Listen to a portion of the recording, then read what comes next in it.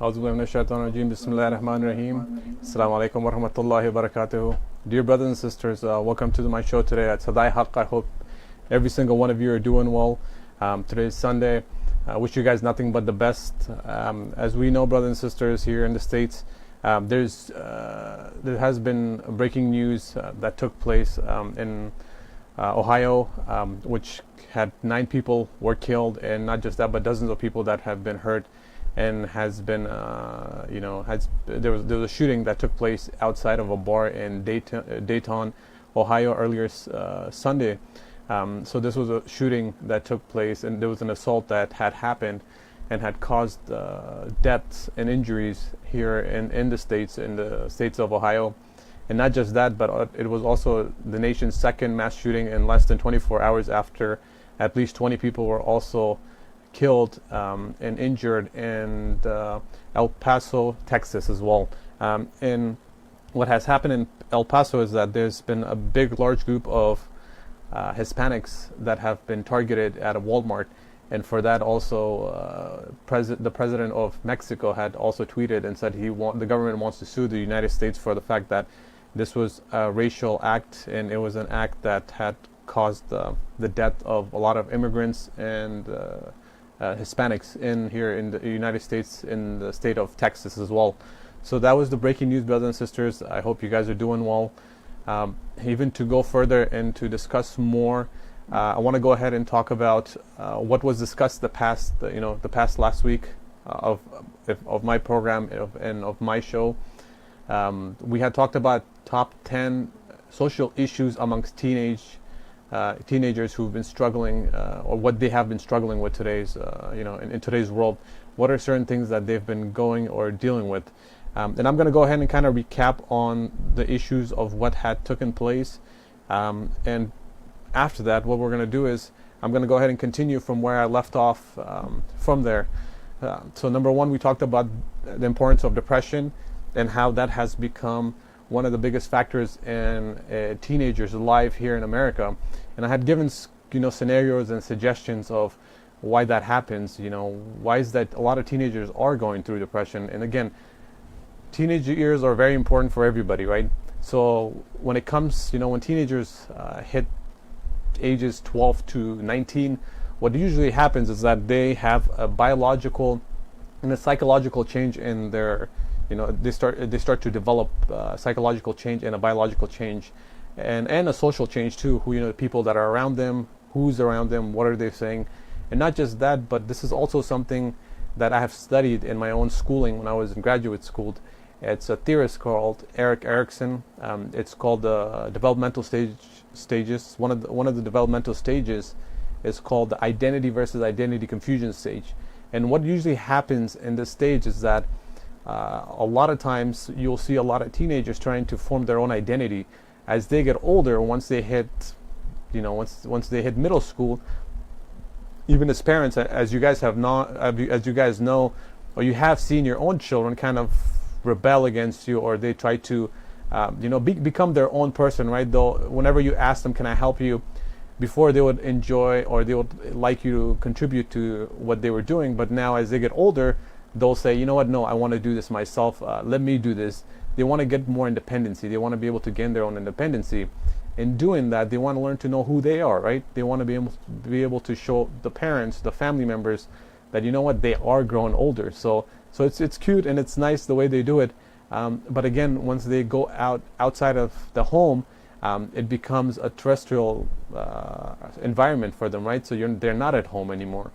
So what ends up happening is that a lot of the challenges that portray or do come along for these teenagers and for these children, or that is, a lot of them come across other people with different identities, right? You're being raised in a household, you're Muslim, you're Afghan, you're born here, you're Afghan American. Once you get out of the house, you're not dealing with other religions, you're dealing with other cultures, other communities, other people. So that kind of becomes a conflict of interest to a certain point where even the child gets lost in the scenario of it. So what ends up happening is that a lot of kids, they try to fit in the outside world, because again, and that this is a crucial stage in their life, so they want to be able to fit in with the community and society at large. what ends up happening is that when parents see their children, they see changes taking place from them. That's maybe changes that are very much unusual. Parents actually get scared. They get frustrated. They don't know why a child is acting a certain way. Why are they thinking a certain way? And for that, they'll go ahead and they'll kind of, try to pressure, or they'll try to put the boundaries, or tell their kids, well, you can't do this or you can't do that because this is not how we were raised, or this is not how we were taught, and that puts pressure on the child, right? What ends up happening is that a lot of times, even people around us or our loved ones, they have a hard time communicating with their children. They don't really talk about reasons why you can't do a certain thing. You just say, don't do this, that's it, I don't like it. Well, you have to give them reasons why you don't like a certain thing, right? So for that, the child feels pressured. So they're trying to fit in outside in the community. They're trying to fit in the house. So that causes a lot of confusion, and that causes them a lot of stress, and it also causes them a lot of depression in the stages of it as well. And not just that, but even as we go further, when the child also goes out and goes into school, right? They're now a part of a community. They're a part of a school where they want to become, they want to make friends. So what ends up happening is that even epidemically and academically, research has shown that there's a lot of kids who are being bullied as well. So one of the other things that I had discussed was that, about 20% of teenagers in the United States, they actually face bullying at the moment and in the moment. And this is something that is epidemically growing, and it's continuing to grow. A lot of children are having a difficult time in their schools, as a lot of parents, as a lot of folks in school are starting to bully them. Kids are not sure how to handle these situations, right? They're afraid to tell their parents. They're afraid to tell the school principal, and in that it becomes a challenge as well for them. The next thing we talked about, brothers and sisters, and again, I'm just kind of going down and breaking down the talks that I had previously, because this is kind of a continuation of what I talked about last week. And what's going to take place today is that I'm going to go ahead and continue it. But before I do that, I just want to go ahead and touch bases and do a little recap of what is it that we talked about, or what is it that I spoke about, that can kind of help you, kind of get back to track with what was discussed last week. And going forward with this, again, if you guys have any questions, I know a lot of you guys always you guys are very interactive with me on Facebook. If you guys do have any questions, any suggestions, any scenarios, please give me a call. I think it would be the best way to speak to you guys in the easiest way, because I do want to get to hear your guys' voices, and I think it would be a lot easier for both of us to go forward in that sense. So what we want to do is now we want to also kind of change our focus. Now when it comes from depression and bullying, then you have the issue of sexual activities. I know this is something that the community, or our community, really does not talk about, or does not discuss much about, because it's a shameful topic. Nobody talks about sexual activities. Nobody talks about the notion of sex in the household with their children, and that's why I always tell families, do the best that you can to educate your children about it. Educate your children about the importance of puberty, the changes that take place in your body, biologically, physically, psychologically. These are important topics that a lot of us do not discuss or do not talk about. So what ends up happening is that a lot of our younger generation actually what ends up happening is that when they don't get that information from their parents or their brothers or sisters or their loved ones, they'll go ahead and they'll reach out to other people within the community, or they'll go ahead and turn to others that are outside of the community, which causes issues, right? Because our beliefs are very different than other people's beliefs, and that makes a big problem later in life for the kids and for the parents.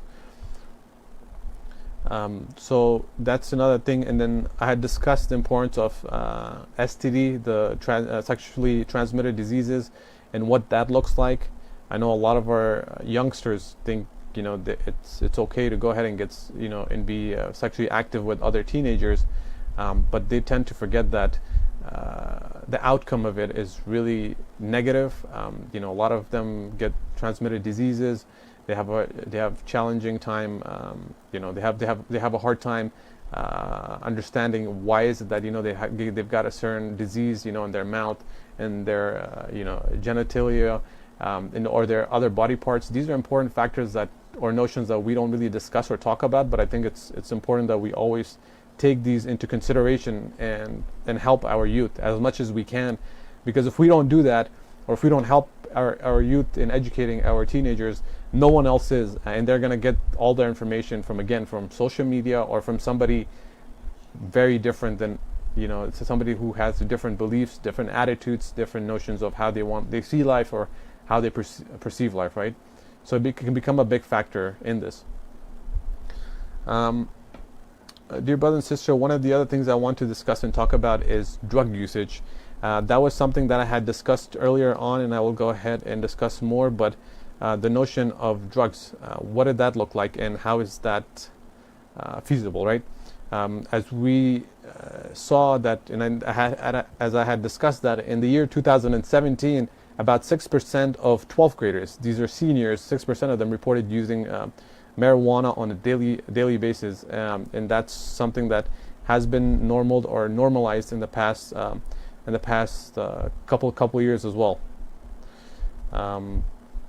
And this is something that parents constantly have they have a hard time discussing with their kids as well.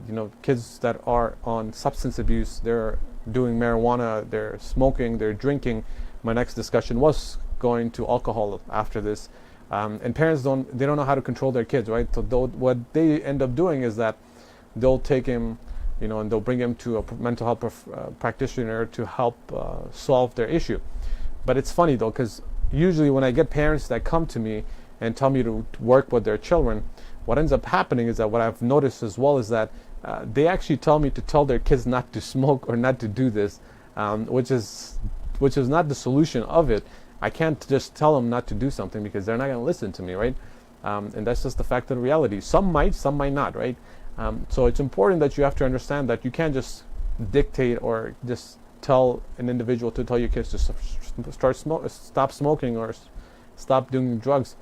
You have to be able to talk to your kids genuinely on a one-on-one level, and kind of discuss and take the time to speak to them. And I think in today's world, a lot of us really have lost that craft of sitting with our kids, with our family members, and discussing and sharing a lot of our ideas, a lot of our talks, and that's something that a lot of us are still missing.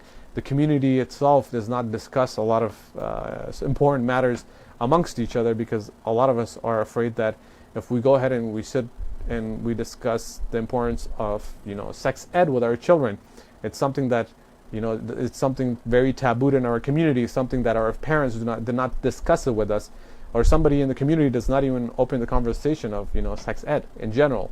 But as we know, it's very important.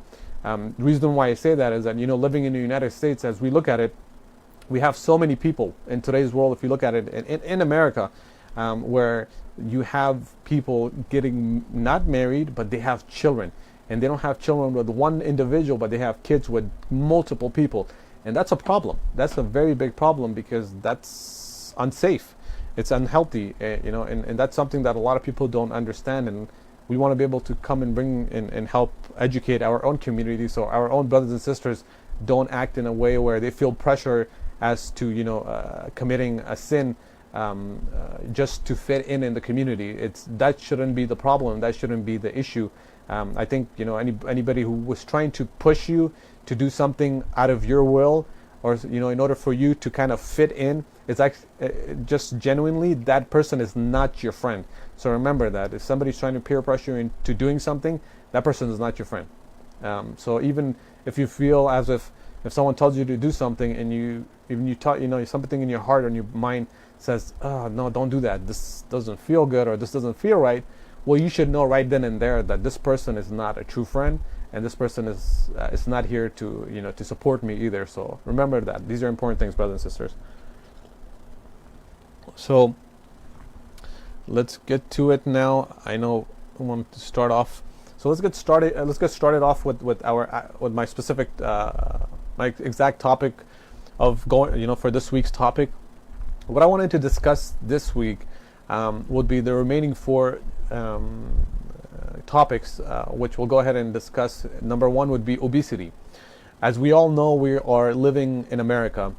epidemics show, research shows that we are the biggest and the fattest country in the world. According to the Center of Disease Control and Prevention, about 19% of 12 to 19-year-olds were obese in 2016. This is just 3 years ago, brothers and sisters. And again, the epidemics always show that there's always usually an increase in weight. And not just that, but also demographically, Hispanics and blacks are more likely to be overweight or obese. And there are a couple of reasons why that is, right? Number one, a lot of the foods, or we can say, the good foods or fresh farm foods are usually not at locations where you have majority Hispanics or African Americans, and that's because the way the community is structured, geographically, demographically, and economically, right? A lot of the fast food places or the stores where they have chips, candies, are all usually at locations where they have the minorities, and for that, if you look at a lot of folks within the community today, there's a lot of big people. There's a lot of people who are very much overweight, and this is something that is very unhealthy. And we always try to help encourage families and people understand that do your best to go out and go for a walk. You don't have to go for a run. Nobody's expecting anybody to become a model in one day or go out and join a marathon or be in the Olympics. That's not the goal, brother and sister. The goal is just simply for you to go out on a daily basis and walk for half an hour to 45 minutes, just for your own sake, and not just that, for the sake of your own children and for your family. Because if you are overweight, with overweight, and obesity, there comes a lot of health issues. With a lot of health issues, there's a lot of costs, medical costs. With a lot of medical costs, there's a lot of health matters that will help. That includes, or that can bring about things like heart attack, stroke, and other cholesterol, cholesterol levels going up, your high blood pressure going up, and these are situations or diseases that will affect you, and not just that, but will affect your family. Not having prolonged life, so you won't get time with your family. By the time you hit 50, 60, you'll die earlier on because of your weight and the diseases that you carry, versus you living a healthier life where you can live to be over 70 or 80. So remember, these are important factors, and as I'm looking at also the research, it's showing that at least 19%, remember 19% of children who are 12 to 19, and this is very important to talk about. The reason why I say that is that, 12 to 19 is always very important because they're in a stage, kids are a stage where they're starting to develop, they're starting to understand who they are, they're starting to understand the world around them. So for that, we have to give them good guidelines, have a good structure set up for them. So tomorrow, if they're trying to go out and buy a certain food, or if they have if they go out with their friends, they know what to buy. We know what's more healthier, what's more nutritious, what has more nutrients, what has more vitamins, minerals. And these are things that we have to teach our children, but a lot of this does not take place because us as parents, we don't have the knowledge to understand, what food are, that are nutritious, what food comes with benefits, what foods really harm us. So that also plays a big effect when it comes to having kids, and as they get older, they start having the same issues as they get older as well.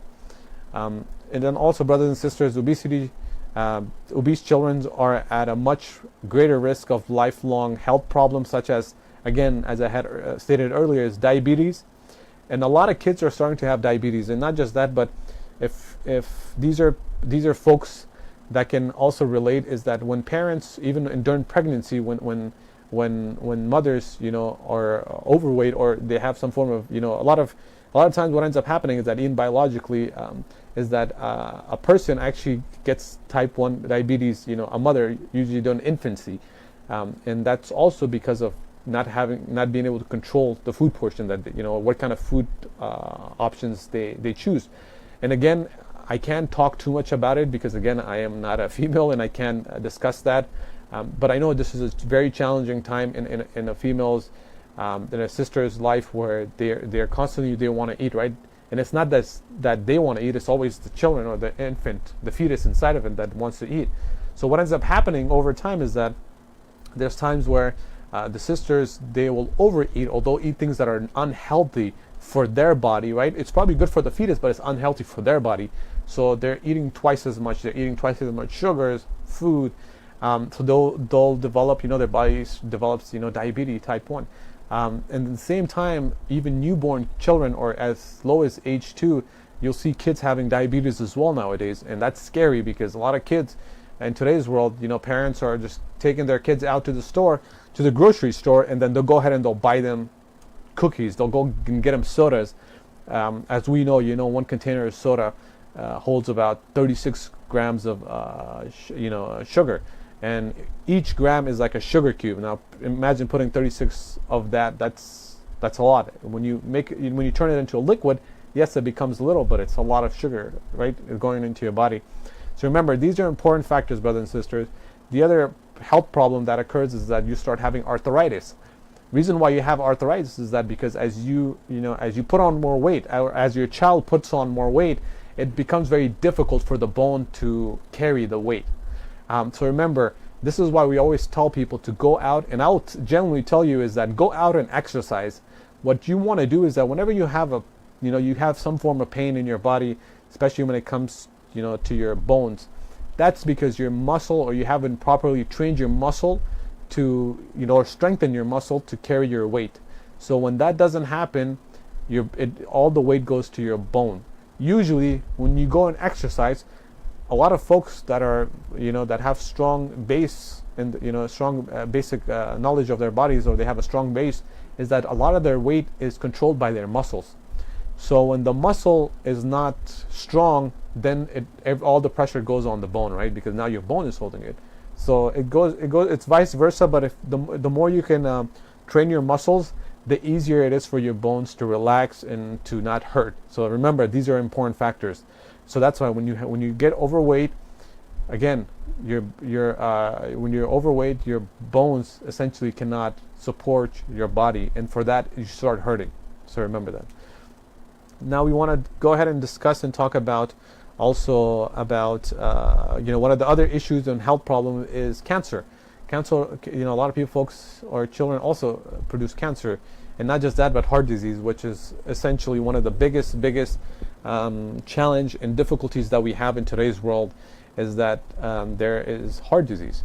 Number one, cancer is created by with bacteria. When you eat food and you're eating food that has hormones injected in them, and then just with fast food, processed food, there's bacteria that goes in your body. As you get heavier and heavier, you don't exercise, everything sits, and then after it sits, it starts to create and inflammate bad bacteria in your body, and then with those bad cells, you start to have depression, and then with depression and anxiety, your body starts to create strong bacteria that leads to cancer.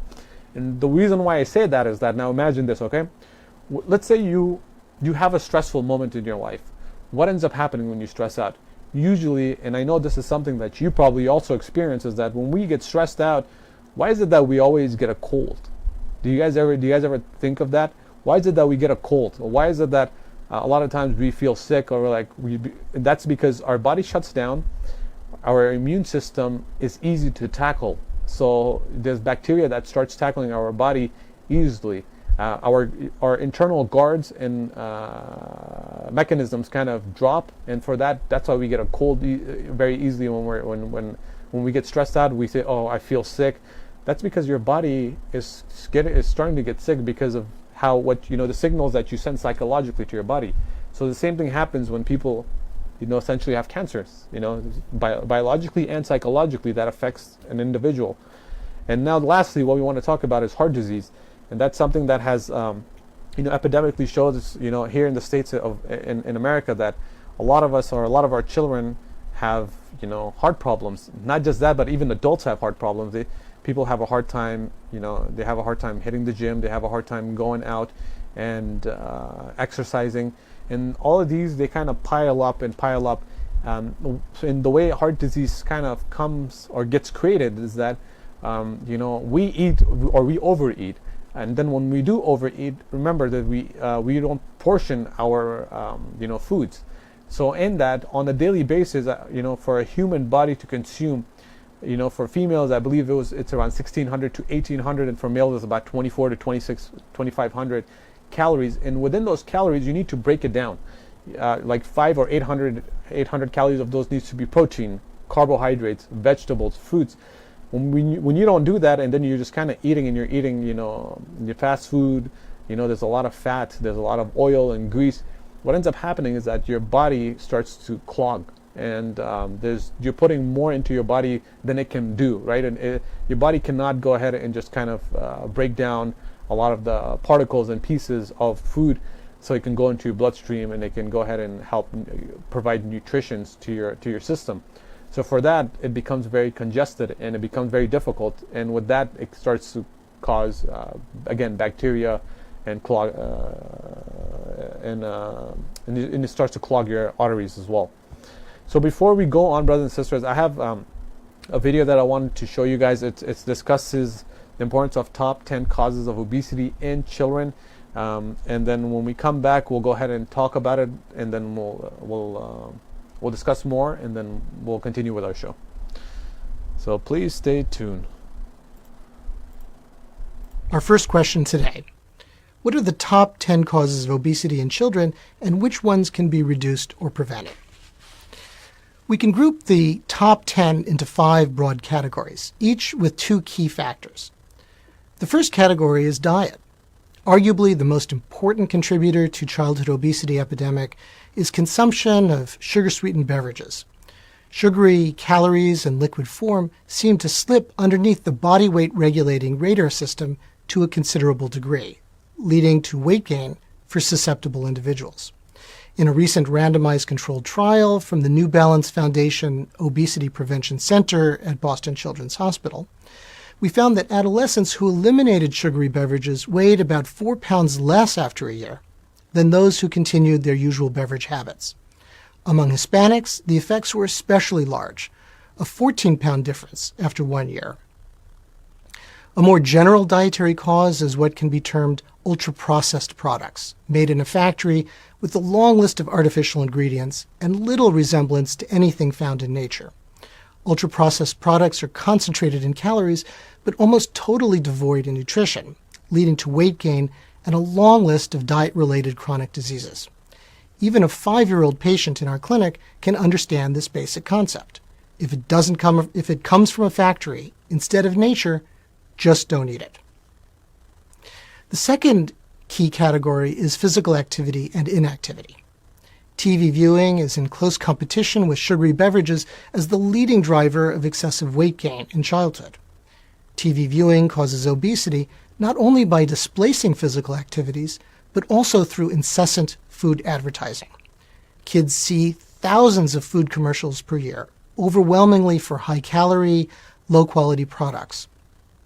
And another important issue, especially for low-income and inner-city children, is the lack of regular PE in schools and safe after-school recreation opportunities. The third category is family. The environment outside the home has been called toxic to our ability to maintain a healthy body weight. All too often, parents don't adequately protect the home environment and model healthy eating. Without parental vigilance, the foods kids eat in the home can be as unhealthy as the ones outside. And the fourth category is stress, simply too much of it and too little sleep. A stressed, tired child will be less likely to get off the couch and get active, and more likely to give in to dietary temptations. In addition, stress and sleep deprivation may alter hormones and metabolism in ways that promote weight gain. The fifth category, and the last, is the environment and, most importantly, our car-based transportation system. Entire suburbs now lack any public transportation whatsoever, including sidewalks. And to make matters worse, many neighborhoods also lack community parks, playgrounds, and bike paths for safe, active recreation.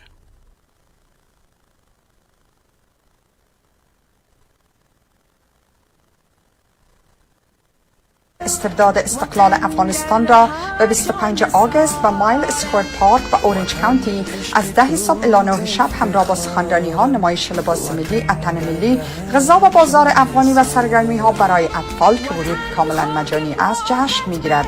سروده های وطنی از هنرمندان و آوازخوانان کشور به قلب‌ها شور خواهد زد. بیایید با شعار آزادی و اتحاد با هم باشیم.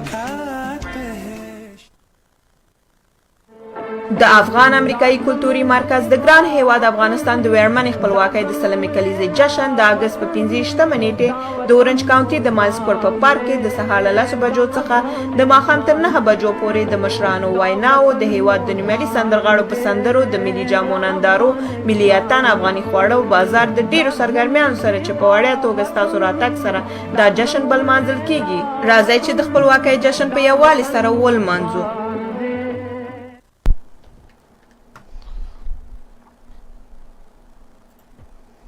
Welcome back, dear brothers and sisters. I hope you guys enjoyed the video. As what took place was that, even epidemically, as we looked at the researcher discussing and the doctor discussing that our community and our issues within the community, not just within our own community, but epidemically at large in America, as you can see, there were different challenges, different factors. As kids get bigger and as our community gets bigger, there's a lot of health issues. And with those health issues, there is a lot of demotivation. There's a lot of, issue of self-esteem, less self-esteem. And reason why I say that is that as youth, especially our youth, as they're growing and they're trying to grow in their own, in having their own identity, what ends up happening is that, as we know, social media has been one of the most powerful tools that has been used today in order to do anything all around the world. As we know, a lot of people are just trying to be in social media just to become famous, just to just to be well known, or even our youth, they're trying to become somebody that they're not. And this is something that is very challenging. And I always tell the youth, remember, when you look at somebody on Instagram or on Facebook or anything, any platform that you see, right, or even on movies, you have to remember, you yourself, you're one person trying to make yourself look good. They have roughly 6 to 8 people trying to, 2 people working on their hair, 1 person working on their clothing, makeup. So there's a lot that goes on in it. So please don't try to mimic it, or don't try to be somebody that's not real. Even being behind TV or social media, that doesn't mean that allows you to do the same, because it's going to put you in a very uncomfortable position. And then a part of it is that everybody's fit, right? There's a lot of people, as you see, they show folks being very fit, which is good and which is great. And I think, that's how it should be. But also the message that is put or is portrayed at the same time is also very negatively influenced or affects the child in today's world as well, which causes a lot of issues. But just kind of going back to it again, brothers and sisters, a lot of us, even in today's world, have a hard time going across the street and going for a quick walk to the store, grocery store. And that's because we've become so comfortable with our homes, with our vehicles, that we don't even go for a walk. As I had suggested earlier, you don't need to go out and hit the gym and pump iron and get big or look a certain way. No, the goal here is to stay healthy. And how do you stay healthy? Is with little steps. Number 1 is making a routine and setting the clock in terms of when you wake up early in the morning, when you do your prayers, you have a good hour, 2 hours before your kids go to school or before you go to work. Go for a walk. Go for a quick jog. Again, you can go for a walk, not even for a jog, for about half an hour to 40 minutes, and that will take care of you, and that will take care of your health. So remember, you're not taking care of your own health, but you're also taking care of your family health as well. So these are very important factors. And one of the other things that it was discussed in that we had talked about in the movie was also hormonal growth, right? There's a lot of changes in the hormones of what an individual takes or what is being given to animals. I remember I had put on videos earlier on when in some of my other programs where you guys were able to see some of the videos that I had shown and discussed about how the meat in America, or even some other countries, I don't know too much about other countries, but I know specifically in America, everything is injected. Growth hormones are given to animals. So remember, when we eat those animals, the hormone those hormone particles are still in the chicken or in the beef, and then when we eat them, it causes biological disturbances in our bodies. And the way we see that is that you'll see a lot of teenagers and a lot of the youth, you'll see a 12-year-old girl looking like a 18-year-old girl or a 21-year-old girl. You'll see a young guy who's 14 or 15, he looks like a 30-year-old man. And that's because of hormonal changes, right? That's because of the food that we eat. A lot of our biological mechanisms are kicking in, and it overproduces than how we should be looking, or how a child should be looking at an age of 15. So remember, these are important factors. If you do not know of that, that's because you have to educate yourself on these important matters. These are important things that we have to take into consideration. If we don't, it will cause us a big issue, and it will cause your child a big problem. And the other thing I wanted to discuss with you, brothers and sisters, especially for boys, try to understand that there's a certain so the way it works is that this is what I'm going to tell you. For boys specifically, so what happens is that try to avoid milk once you hit kind of the age of 15, 16. You can take, try to eat or drink organic stuff, or do your research on what milk is healthier. Usually what ends up happening is that there's usually a shot given to the female cow, to grow, to help grow, estrogen. So what ends up happening is that, so in that, they start producing more milk. When you produce more milk, boys, especially boys and girls, they'll drink more milk. When that happens, this is why you have boys, especially boys, you see them with their chests, being too big. They start having big chests. So that also causes a lot of challenges for the families, not knowing what's going on or what's taking place, and even for the child, as they get older, they don't know what's happening, and that's because of the food, or the chemicals that are in our bodies, and that's the result of it. So it's very important that we have to educate ourselves in these, brothers and sisters. Again, if you have any questions, any suggestions, please do share them. Again, my platform on Facebook, and then also if you guys want to give me a call, please do so, so I can discuss and talk to you guys more about the importance of the teenage struggles in today's world and in today's societies here in America. Now I wanted to go again, surveys have also shown that parents are bad at recognizing when their children or their kids are overweight.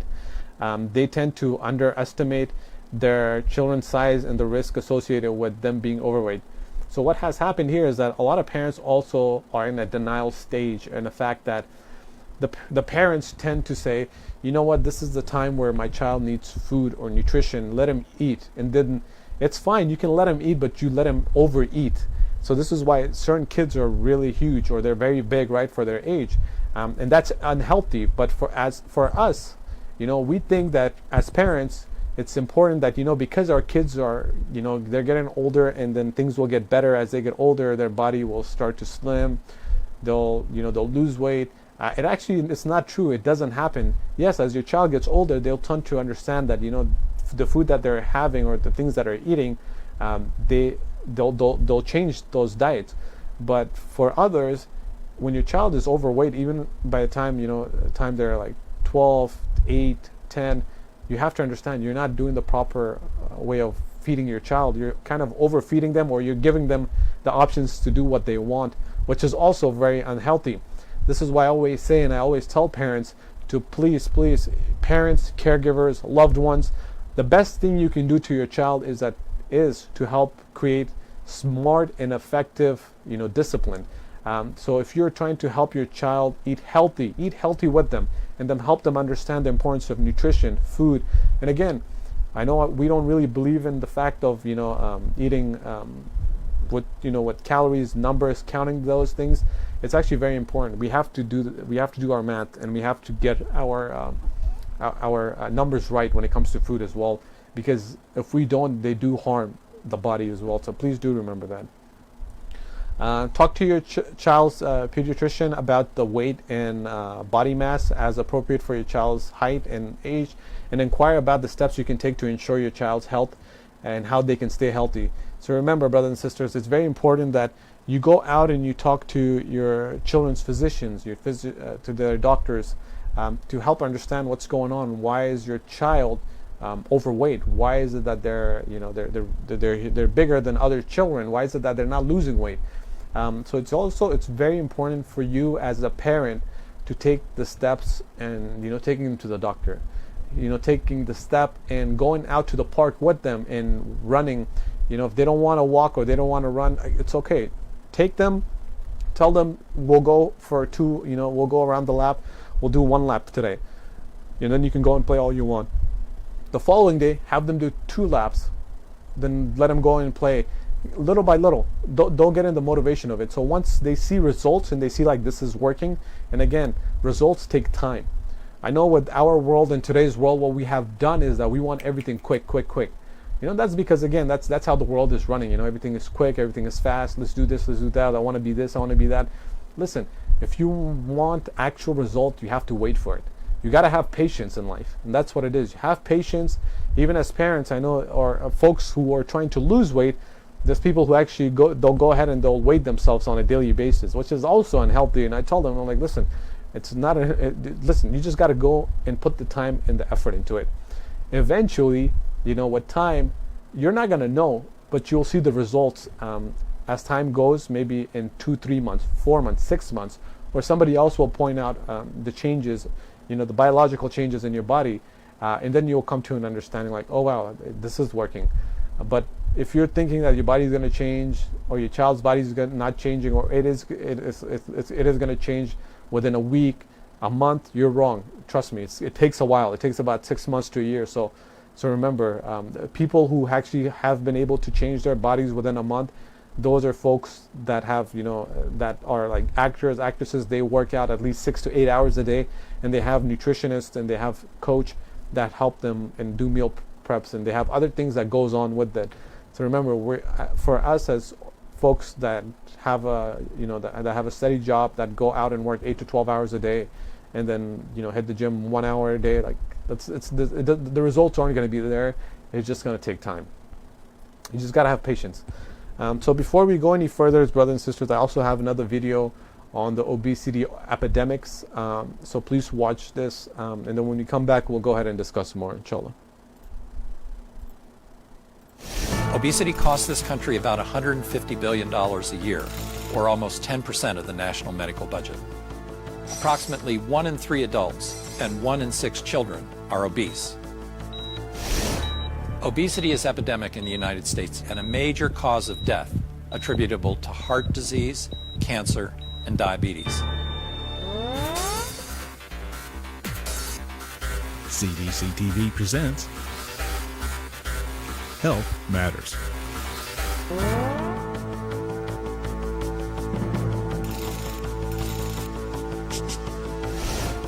At its simplest, obesity results from people consuming more calories than their bodies burn. But it's a more complex problem than that. People didn't decide to become overweight. Their weight gain is a consequence of complicated changes in the environment, where food is more readily available and opportunities for physical activity are lacking. Societal, economic, cultural conditions have all contributed to the rise in obesity. One contributing factor is the fact that the way we eat has changed over the last 50 years. Americans are eating more processed foods and eating out a lot more frequently. The foods that are offered in restaurants, snack shops, and in vending machines are higher in sugar, calories, and fat than what we typically prepare in our own homes. We are surrounded by food. We're constantly bombarded by it. We're consuming larger portion sizes and more calories than ever before. Another factor is that people who live in poor and rural communities may have less access to quality grocery stores that sell healthy and affordable options. In these areas, it might be easier and cheaper for residents to purchase less healthy foods and beverages. Other factors such as technology and the way we build our communities has influenced our lives. Both of these factors have left us more sedentary. Families must drive to work and school because it's often too far to walk. Many communities are built in ways that simply make it difficult or unsafe to be physically active. For many families, safe routes for walking and biking to school or play may not even exist. Getting to parks and recreation centers may be difficult, and public transportation may not even be available. And we spend a lot of time sitting in front of screens for work and for entertainment. Also, too few students get daily quality physical education in schools.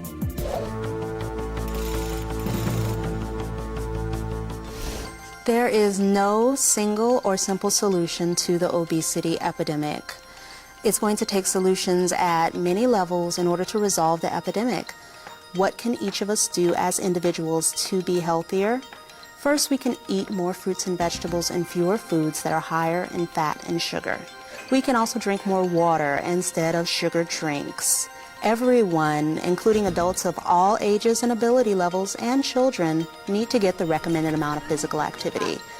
Parents can listen to their pediatricians and restrict television viewing for their young children to less than 2 hours a day, and we cannot put televisions in our children's bedrooms. How can we work together as communities to resolve the obesity epidemic? Communities can expand access to fruits and vegetables through farmers markets programs like this one in Brownsville, Texas. The market was designed for the sole intent of reducing obesity rates and improving diabetes rates in our community.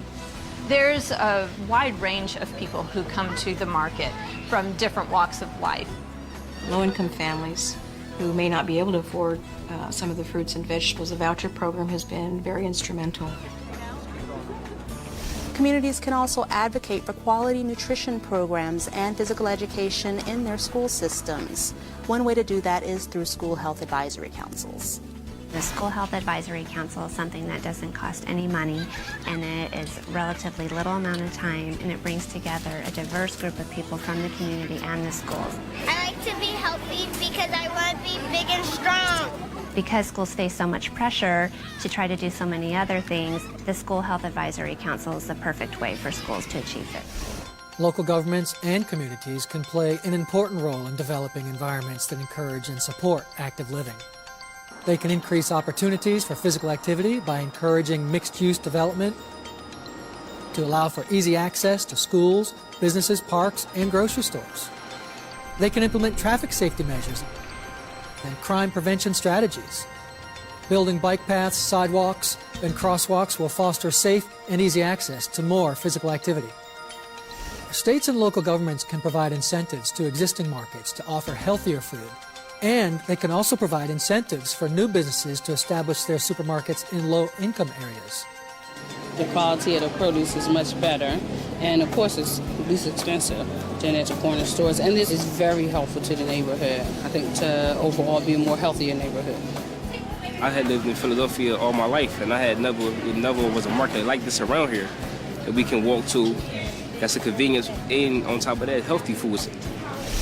Employers can offer worksite health programs that offer a variety of options for their employees, such as this program in Austin, Texas. This used to just be a place to come to work and go home, and now it's a place where you can come and get in your workout and get in your support group for your weight loss. And instead of just going to the short order cook and having a burger and fries, you can have a nice, healthier sandwich.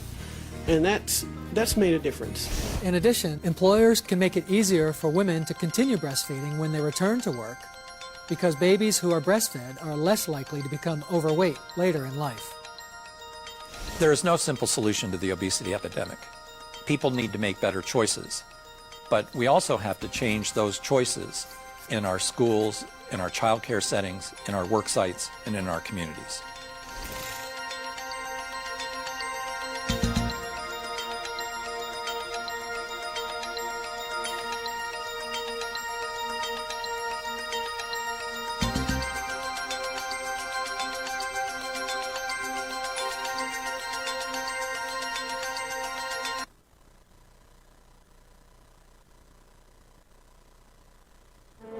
د افغان امریکایي کلتوري مرکز د ګران هیواد افغانستان د ویرمنې خپلواکۍ د سلمې کلیزې جشن د اګست په 15 نیټې د اورنج کاونټي د مالسکور په پارک کې د سهار له 10 بجو څخه د ماښام تر 9 بجو پورې د مشرانو ویناو، د هیواد د نیمایي سندرغاړو په سندرو، د ملي جامو نندارو، ملي اتن، افغاني خواړو بازار د ډیرو سرګرمیانو سره چې په وړیا توګه ستاسو راتګ سره دا جشن بل مانځل کیږي.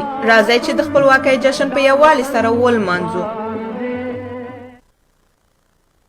افغان امریکن کالچرال سنتر با افتخار 100مین سالگرد استرداد استقلال افغانستان را به 25 آگوست به مایل اسکوئر پارک و اورنج کانتی از 10 صبح الی 9 شب همراه با سخنرانی ها، نمایش لباس ملی، اتن ملی، غذا و بازار افغانی و سرگرمی ها برای اطفال که ورود کاملا مجانی است جشن میگیرد. سروده های وطنی از هنرمندان و آوازخوانان کشور به قلب‌ها شور خواهد زد. بیایید با شعار آزادی و اتحاد با هم باشیم.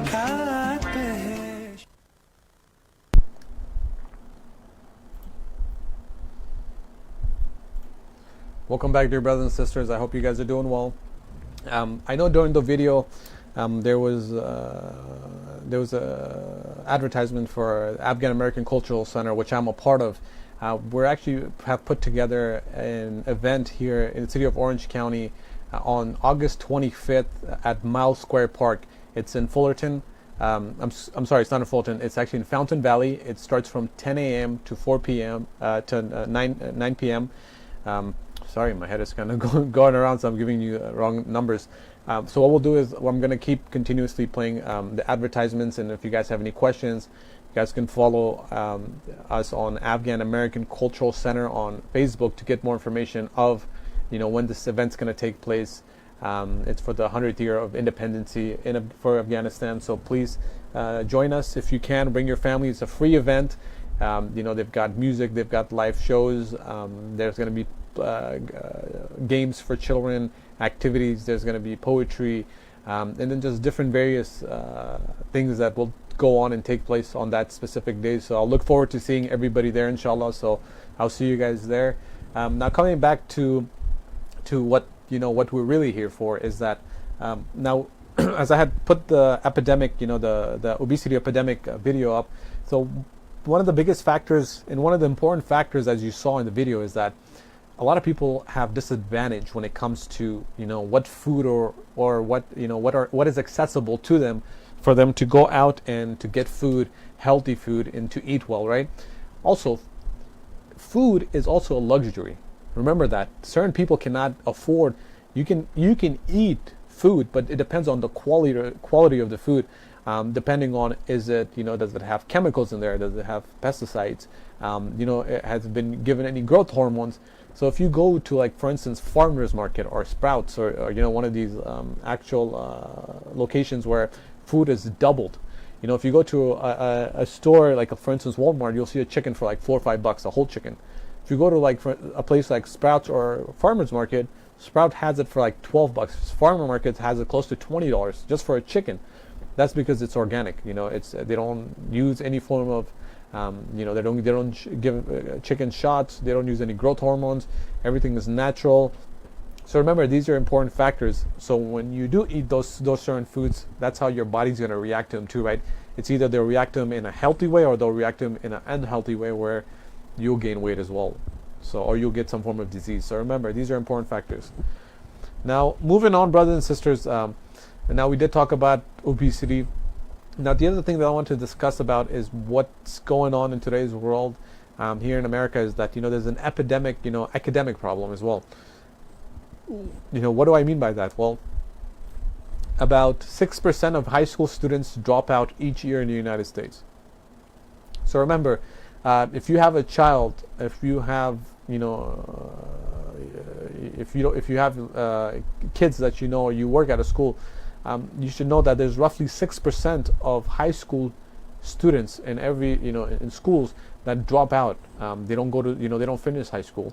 And not just that, but according to the National Center for Education Statistics, a high school dropout is less likely to earn $200,000 less over his lifetime when compared to a high school graduate.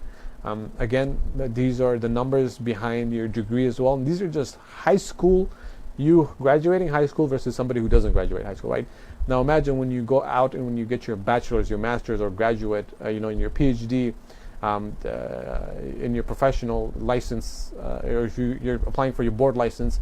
Now imagine when you get those licenses or those higher education where you have your PhD under your name. So life does change for people, and it changes for the better. So remember, one of the challenges that we have had here and what we have seen is that we see a lot of kids not finishing school either. It's no longer just the troubled teenagers, but also who are dropping out of school. Some teens feel so much pressure to get into a good college that they are burned out themselves, but before they graduate from high school. Now, I wanted to touch bases on this too, is that because with all being said, I know parents and our loved ones, they mean nothing but the best for their children. So what has happened over time is that as parents or the loved ones, they try to push their children, right? And your job is to push your children, right? To let them learn things, let them do things that they enjoy doing. So again, I have discussed it earlier on, I'll discuss it again. You can push somebody so much. Okay, even yourself as an individual, you can be pushed so much till you break. In this world, any human being on this world can break. Anybody can break. So depending on what it is, right? So if you have a child who's young, he's in high school, and you're pushing him to go to school, pushing him go to school, eventually they'll burn out if they don't have any passion in going to school. Because number one, they don't dislike school, they don't want to be in school, and they don't want to do anything to do with school. So that's right there. You're gonna, so I have seen parents who push their kids for 2-3 years in college. They don't do it, they don't enjoy school. Okay, fall back, they go to work, they do something else, right? And then there's those parents who just keep their kids for years, like 5-7 years in school, even though they don't like school, and their whole future just kind of is ruined because they're just still continuously trying to remember what they do. And now what I want to tell parents are, staying involved in your teens' education provides support and guidance, and it would be ready to assist your teenagers if they encounter problems. It's important that parents constantly support their children when it comes to schooling. Support your children. Don't push them to do something that they're not going to enjoy doing. If you see your child has potential, you can give them the options of doing something that you as parents want them to do. Again, this is something that is projected. These are when parents say to their kids they want their kids to be a doctor or engineer. These are what things that parents want their children to do, not the child wanting to do what they wanted to do. Okay, so there's a big difference. There's nothing wrong with that. There's kids who become adults. They finish school. They become let's say for instance they did engineering. They're an engineer. After finishing, they'll thank their parents for pushing them, and that's good, and you should continuously do that. But you have to go and you have to see based on what is it that how much your child can do, because some children they're not meant for school. See if your child even has any form of learning disability. Some children are very intelligent, but they don't like school, or you put them in engineering, but they don't want to be an engineer. They want to go and they want to do pharmacy. Two different things. They enjoy medicine more, or they enjoy cars more. It's different things, or they motorcycles more. So remember, you have to important what is it that your child likes too. You can also negotiate with your child. Don't the moment you kind of put your child or give your child no option or give them limited options, it can backfire on you too. So remember, these are very important things. Now coming to children and youth. I know a lot of your youth also, majority, alhamdulillah, nowadays I've seen a lot of our youth going to school, they're trying to become something in life, and they're staying in school and they're educating themselves, which is very good, and I'm very happy to see that. Whenever I go out and I do seminars, and when I do have talks, when I see children or youth or family members coming to me, alhamdulillah, I see a lot of well-educated folks, who I come across in the community. And not just that, but also the younger, the newer generation, they're trying to stick with school, which is good, and please try to stay in school. What I've seen also is that I see a lot of sisters, a lot of girls staying in school and finishing school than the guys. For us, for guys, try to do your best to be in school. It is true, guys tend to, lack when it comes to education, when it comes to making decisions on what they want to do in their lives. If that's the route you want to take, or is education, go forward with it. Try to do your best to finish it as soon as possible, because what I've noticed is that compared to our girls, a lot of the boys are, they lack education, and this has become a problem once they get to, once they've gotten to my age or younger. Now when it comes time to finding themselves a companion, a lot of girls aren't getting married to the guys. That's because they don't have any form of education, and in that, they don't have a steady job, and it's not even the steady job, but it's also a difference in their mentality and how they think and how they want to move their life forward in society, in today's society. And that's also a big factor. And I think it's important that guys and girls get to be on the same level of understanding of how they want to see their lives, right? Because if you don't, then your life doesn't go forward from there. So you have to remember, it's very important that two people see each other eye to eye. But one of the things that I've noticed is that a lot of the boys and a lot of the guys in our communities are lacking education. And I will highly encourage you guys, go and get your education. Don't waste your time on nonsense. Don't be going out and partying all day long with people that you don't even know, who you're going to see for a couple of years and then that's it. And I do see these things happening, right? And I've also been in your shoes, so don't feel like, and I'm not saying this to batter any of you.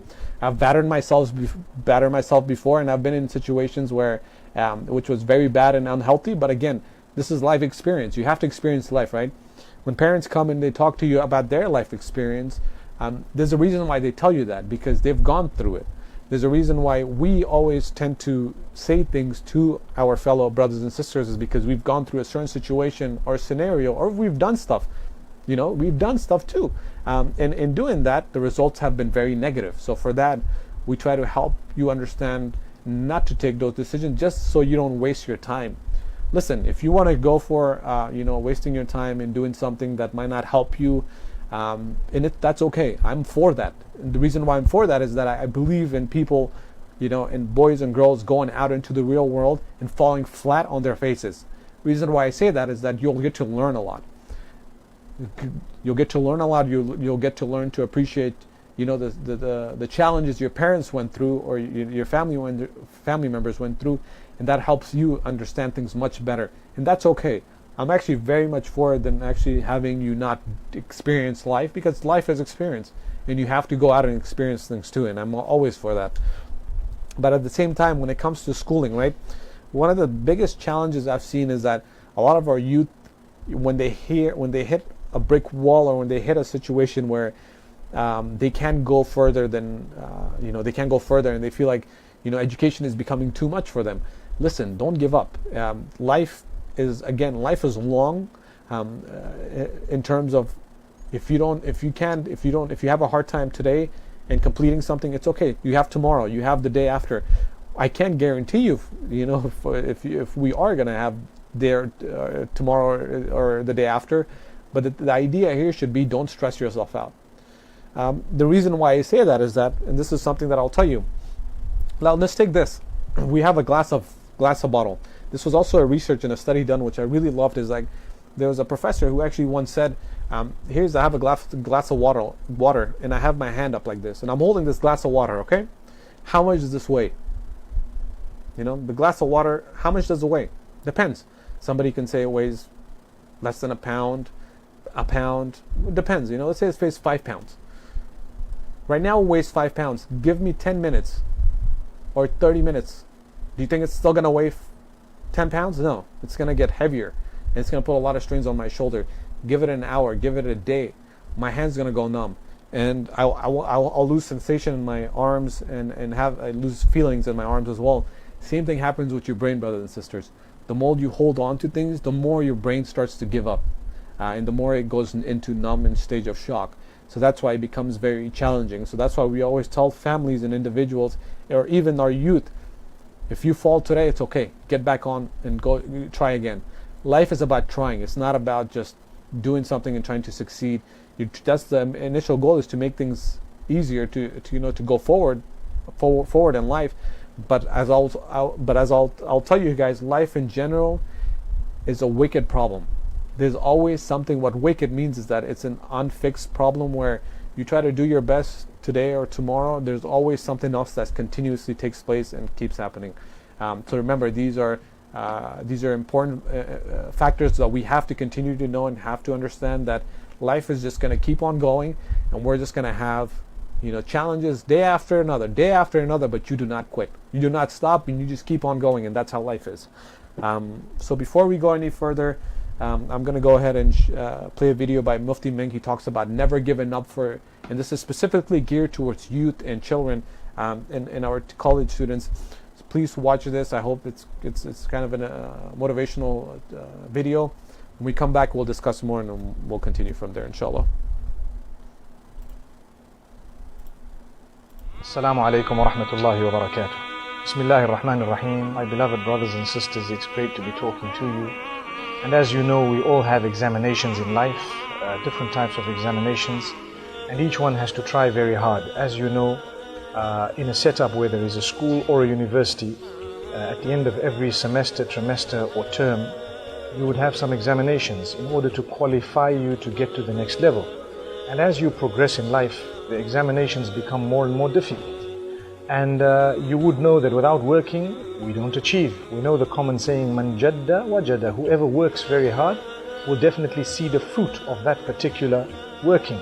So just like we have people who fail because they did not work hard, or they did not understand that the examination would become more and more difficult as time passes, we also have an issue with the deen, where as we progress in life, we will have more and more tests, and they become more and more difficult until we meet with Allah subhanahu wa ta'ala. And this is why the Prophet ﷺ was told, وَعْبُدْ رَبَّكَ حَتَّى يَأْتِيَكَ الْيَقِينُ. Worship your Rabb until death overtakes you. Worship your Rabb until the end, right up to the end. Keep on worshipping, continue.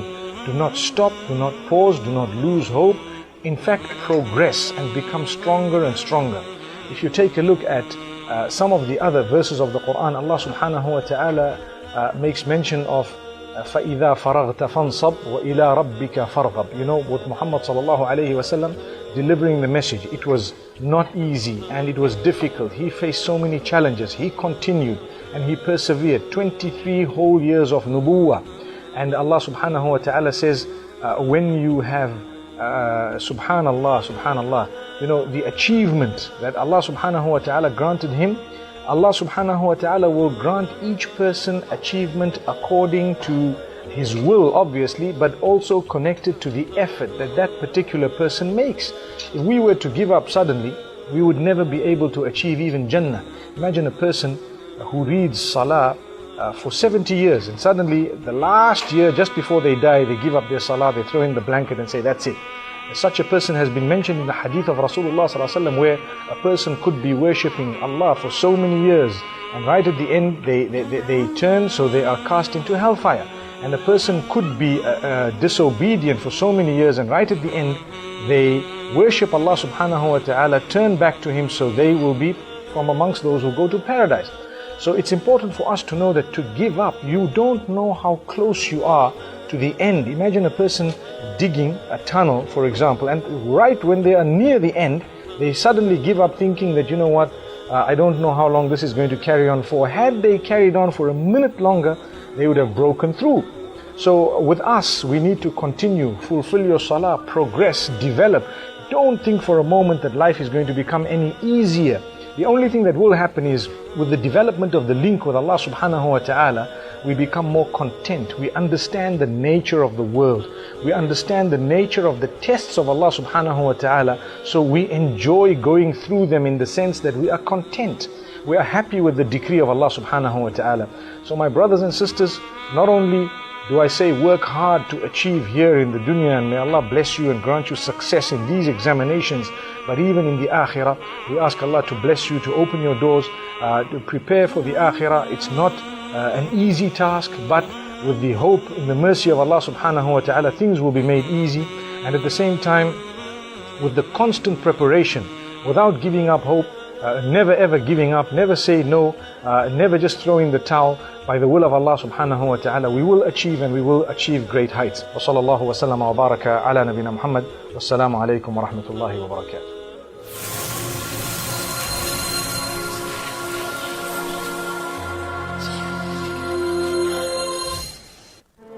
د افغان امریکایي کلتوري مرکز د ګران هیواد افغانستان د ویرمنې خپلواکۍ د سلمې کلیزې جشن د اګست په 15 نیټې د اورنج کاونټي د مالسکور په پارک کې د سهار له 10 بجو څخه د ماښام تر 9 بجو پورې د مشرانو ویناو، د هیواد د نومیالي سندرغاړو په سندرو، د ملي جامو نندارو، ملي اتن، افغاني خواړه او بازار د ډیرو سرګرمیانو سره چې په وړیا توګه ستاسو راتګ سره دا جشن بل مانځل کیږي.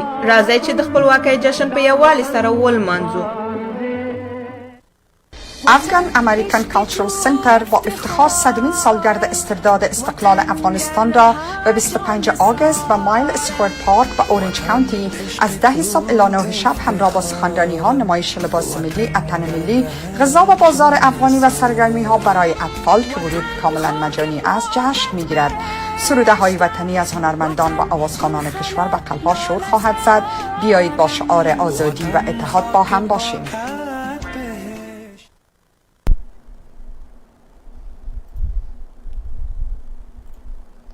Welcome back, dear brothers and sisters.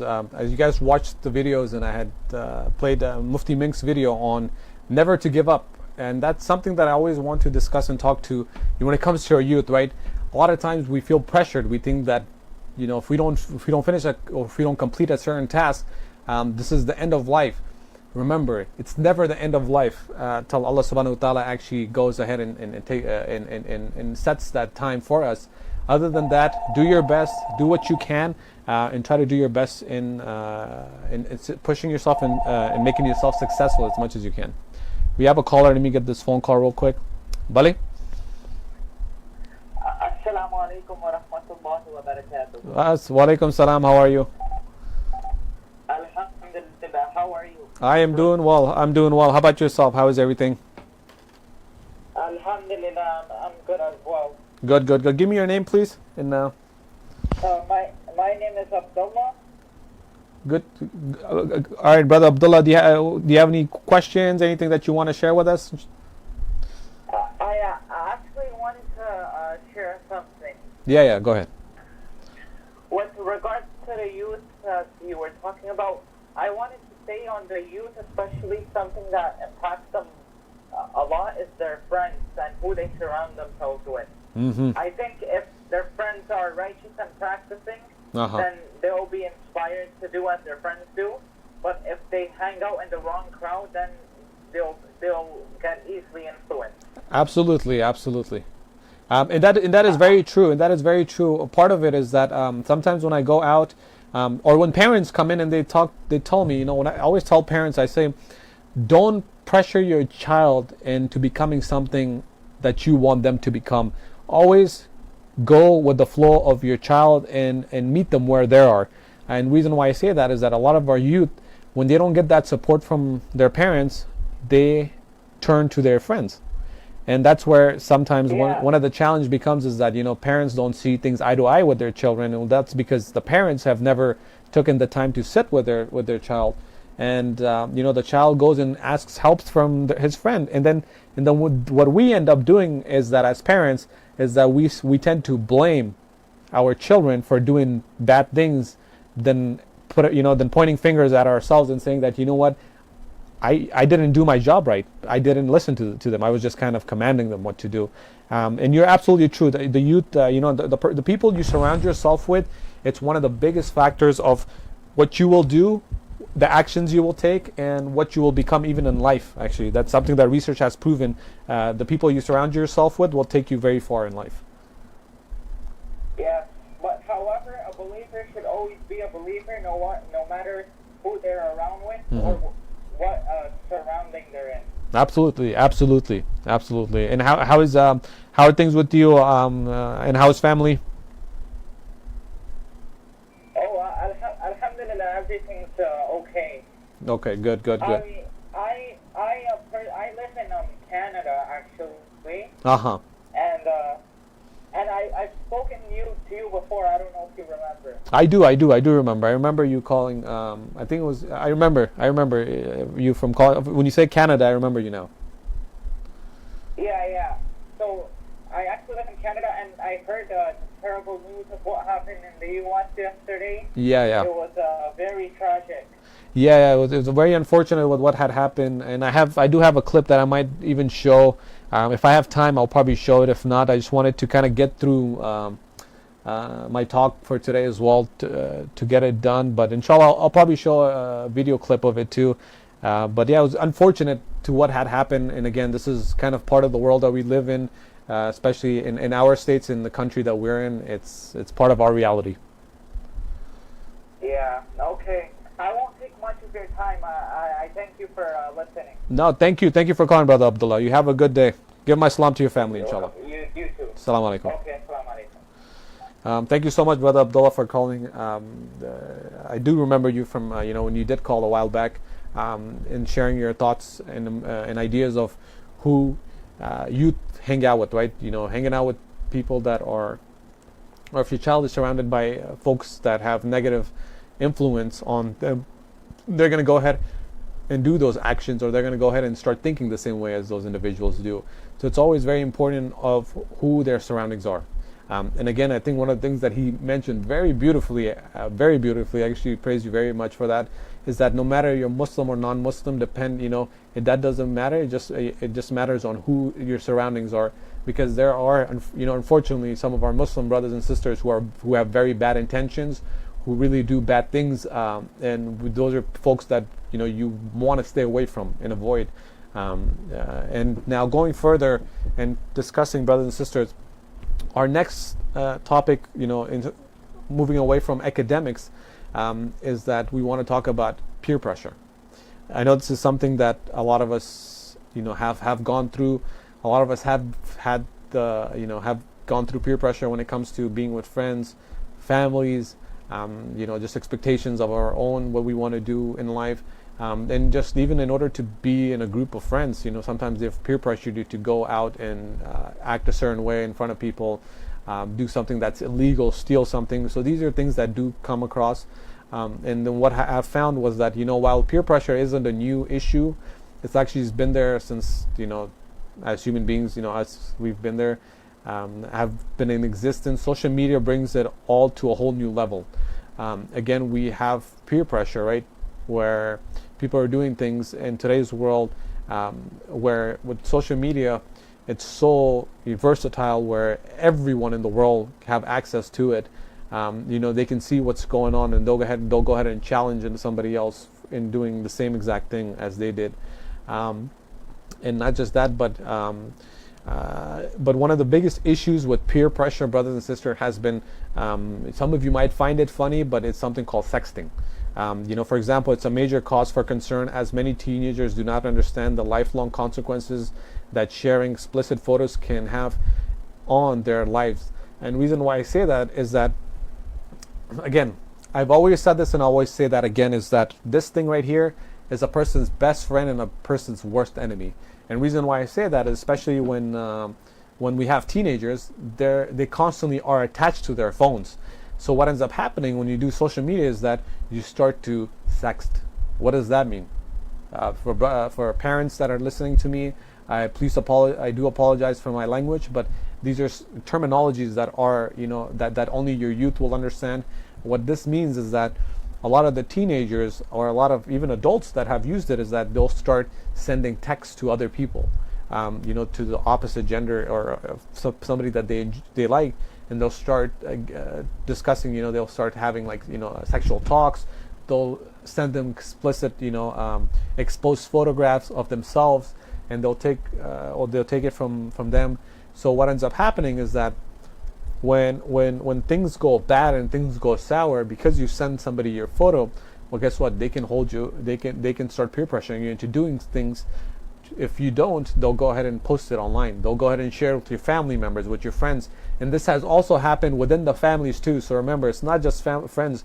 Family members has also gotten access to their loved ones' phones, and they've used, their photos, and they've destroyed their lives.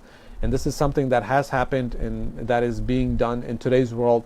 And the same thing goes on with a lot of our youth, a lot of others that get a hold of someone else's picture, or they'll start photoshopping others' picture and destroying their reputation and their life. So remember, these are important things that you want to be mindful of. And again, social media, I will say it again, it has its perks, it has its goods, and it has its bads. Try to do your best to do what you can to, to use it in the best way possible. Anything that crosses the line, the moment as a human being, anytime you doubt yourself or you tell yourself, oh, I have to think about this real quick, I'm not sure.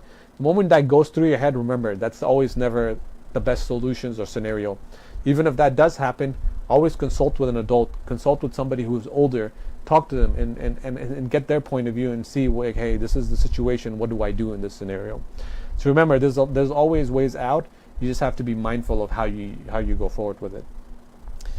So now I want to go ahead and I have a couple of videos that I still want to discuss and share with you guys, brothers and sisters, because this will help kind of show you guys and discuss things about life and pressure.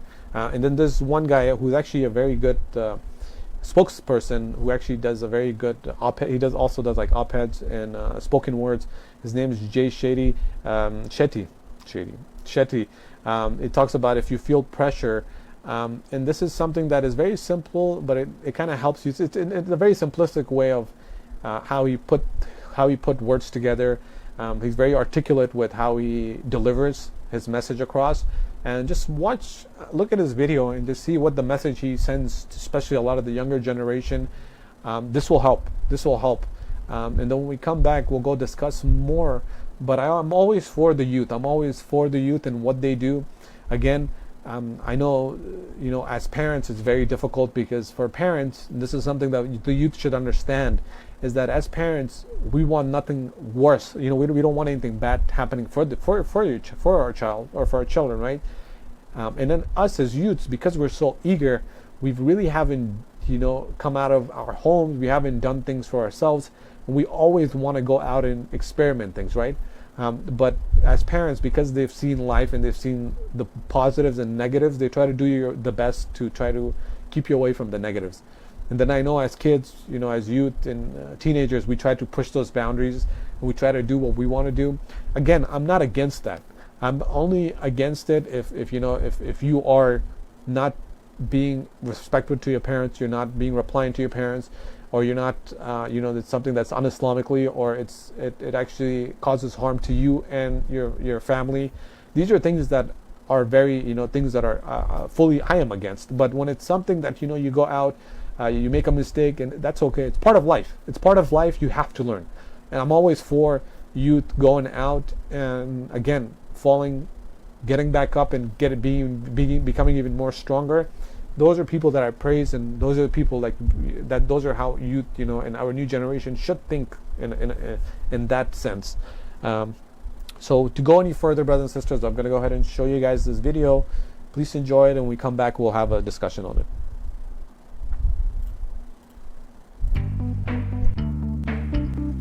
To me, how I look each day is important because I'm scared people will judge me on the way I look. I feel judged by my friends every day.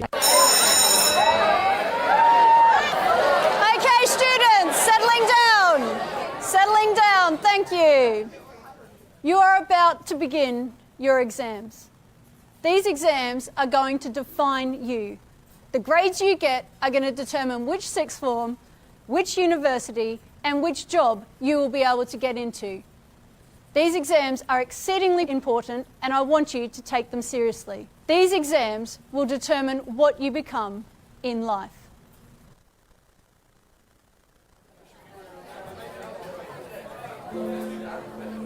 Sorry, miss. This was a letter written by a head teacher in Singapore. I think it's really important for the teachers, your parents, and for you to hear. Dear parents, the exams of your children are to start soon. I know you're really anxious for your child to do well. But please do remember, amongst the students who'll be sitting for their exams, there's an artist who doesn't need to understand math. There's an entrepreneur who doesn't care about history or English literature. There's a musician whose chemistry marks won't matter. There's a sports person whose physical fitness is more important than their grade in physics. If your child does get top marks, that's great. But if he or she doesn't, please don't take away their self-confidence and their dignity from them. Tell them it's okay. It's just an exam. They are cut out for much bigger things in life. Tell them no matter what they score, that you love them and don't judge them. Please do this, and when you do, watch your children conquer the world. One exam or low mark won't take away their dreams or their talent. And please do not think that doctors and engineers are the only happy people in the world. With warm regards, the principal. And here's my message. Exams are important, but they're not everything. Grades are good, but they don't define you. Don't let one exam or one grade define your whole future. There is so much more potential right inside of you. And remember, as Albert Einstein said, everyone's a genius, but if you judge a fish by its ability to climb a tree, it will spend its whole life believing that it's stupid. Don't let other people's metrics of success become yours.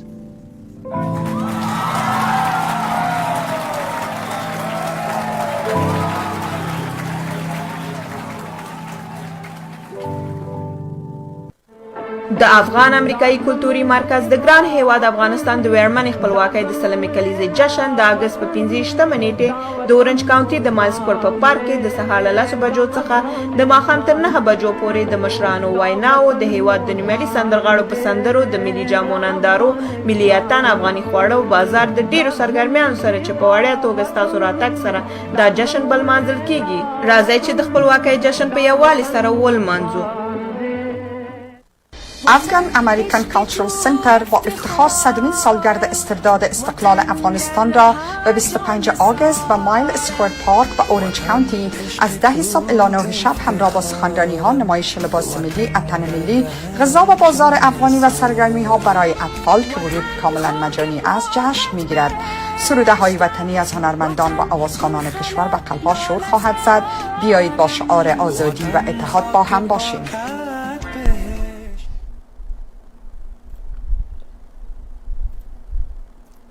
Welcome back, brothers and sisters. I hope you guys enjoyed the video by it was Jay Shetty.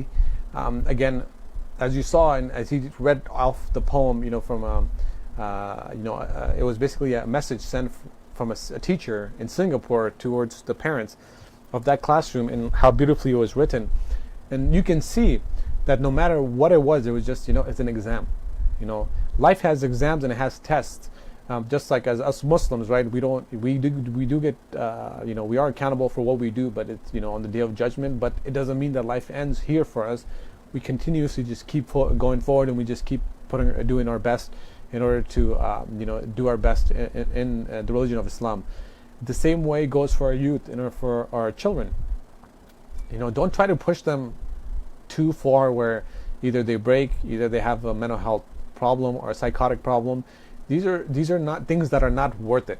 These are not worth it because, again, you want a healthy child, you want to have a healthy son or a daughter to be able to live their lives happily or healthily with you. And this is something that I will go ahead and discuss with you guys. I've discussed this with other folks too, but I personally myself currently, let's go back in time. I migrated from coming from Afghanistan, going to Pakistan, being there for roughly 9-10 years. Then I migrated here to the States. I had a hard time speaking in the beginning. I had a very difficult time speaking. I had to learn English, and this doesn't mean I come to the States and I just need to learn English and that's it. No, there's different ways of learning English. How I spoke, it's a different way of learning. The way I wrote and the way I did my writing, it was very different. The way I read, these were different abilities that I had to learn over time. And I'll kid you not, I actually, when I was in high school, they had an exit exam, which in order to take that exit exam, you were able to go ahead and pass. The moment you passed that exit exam, you were able to graduate. I will be very honest with you, I actually took that exam, I failed it twice. In my third try, I was able to pass it. But does that mean life ended? No, life doesn't end. And currently, I am a doctoral student. Does anything end? Does life end there? No, it doesn't. Even years later, I came to an understanding what was happening is that Any words that were in my, in my mind, I couldn't say it properly. I thought it was because of, having tongue twists. Maybe my tongue wasn't able to pronounce a word a certain way, and it is true. I can't. Some words I can't say it easily, but I came to an understanding that I have speech impediment as well. That's where my some of the words that do come out of my mouth, I have to stop. I have to rethink. I have to. It kind of sets me back, and these are things that I myself face or go through on a daily basis, but it never comes in the way of my work. It never comes in the way of my growth, of who I am and what I do in life. This is something that that has been granted on me, and what I've and how I was brought up, and what I have or the challenges that I have in life. But again, these are important factors that we have to talk to each other and share with each other.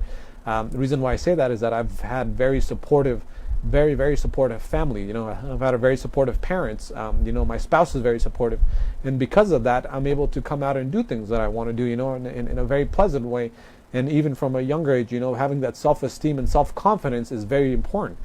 Because if you don't, it becomes very challenging. Life becomes very difficult for you. So that's why I always tell families and friends to remember, it's very important that having that support from your family is very important. A lot of my support came from from my family, from my parents, mainly from my parents. And then my wife itself also is very supportive, very strongly supportive of what I do. But if you don't have that support, and then you try to go on with your life, and everybody's doubting you and everybody's giving you negativity, well, guess what? It's going to hurt you in the long term. So to go further, brothers and sisters, to finish my talk on peer pressure, and I know I have one more video I want to discuss and show to you guys. Remember, during my shows, I'm playing an advertisement for an organization that I'm a part of, is the Afghan American Cultural Center.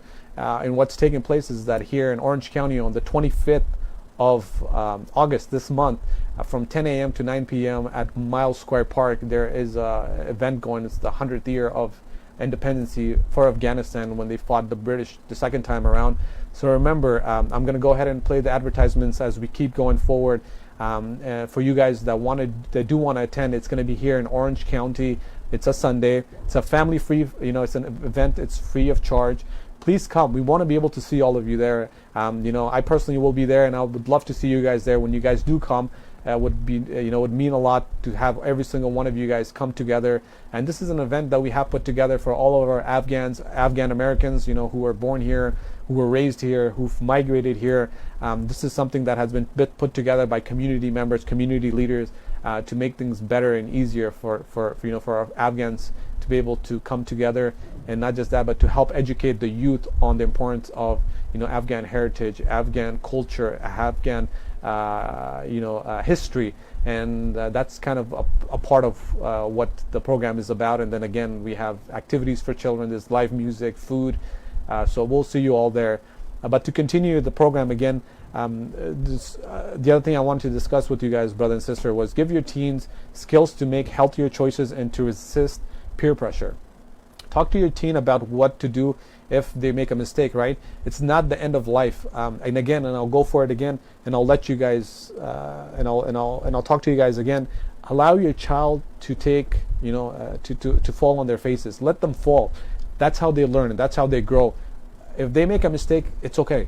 Talk to them. That's the easiest way. That's the easiest way to help solve their issues.